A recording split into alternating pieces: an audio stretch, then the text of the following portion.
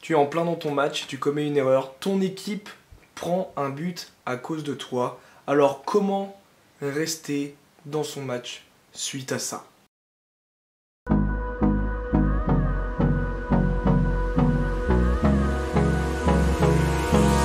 Hold me close till I get up.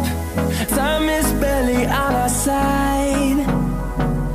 I don't wanna waste what's left. The storms we chase are leading us, and love is all we'll ever trust.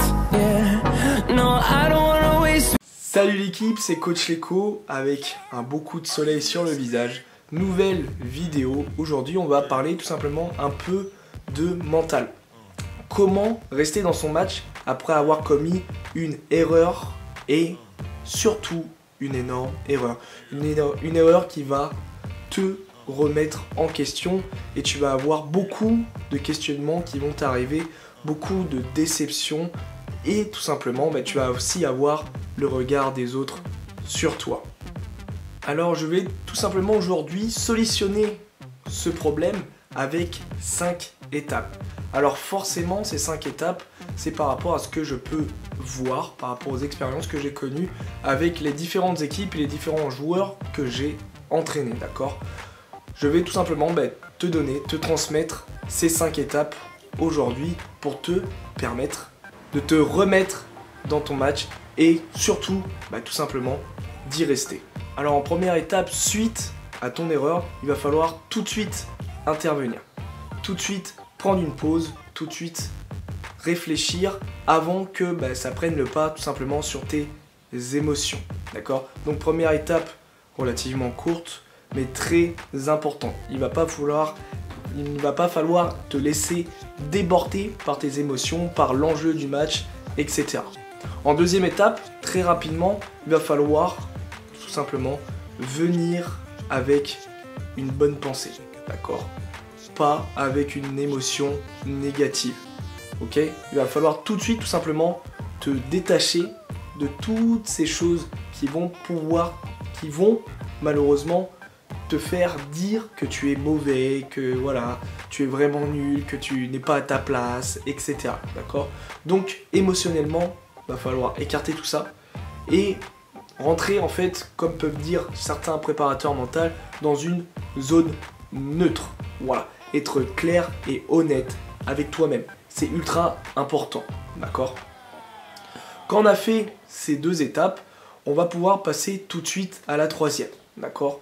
On est intervenu, on s'est détaché de ses émotions, on va pouvoir tout simplement trouver une solution. Alors, est-ce que j'étais mal positionné? Est-ce que j'étais bien concentré?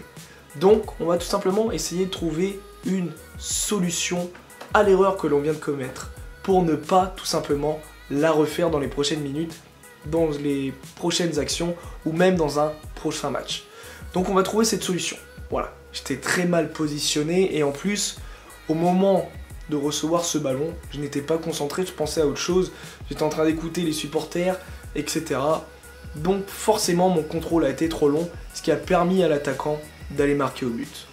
Donc maintenant on a trouvé un peu pourquoi c'est arrivé, on va essayer de trouver une solution. Donc on va rester concentré, rester attentif sur les mouvements de ses coéquipiers, ceux des adversaires et le ballon, et être vraiment tout simplement dans son match. Et veiller à son positionnement, à l'amorti qu'on va pouvoir donner, au contrôle, etc. Ensuite, solution trouvée, c'est bien. Il va falloir par contre passer à l'étape de visualisation. Donc, 5e étape, visualiser l'action dont on a eu l'erreur, mais avec la solution. Forcément, ça va avoir un effet totalement différent. D'accord? Ce qui va te permettre tout simplement, quand l'action reviendra, d'avoir tout de suite cette solution, de l'avoir vraiment en tête. C'est à ça que sert la visualisation et je peux vous dire que beaucoup de joueurs, d'athlètes le font. D'accord? Beaucoup de footballeurs le font, cette visualisation. Donc, utilise cette technique sur cette 5e étape qui est ultra importante car ça va pouvoir valider toutes les étapes que tu as fait avant. Donc, dans cette vidéo, tu as vu 5 étapes que je vais te résumer. La première étape, c'est l'intervention. il va pas falloir laisser trop de temps passer après ton erreur, d'accord? L'objectif, c'est d'intervenir le plus vite possible.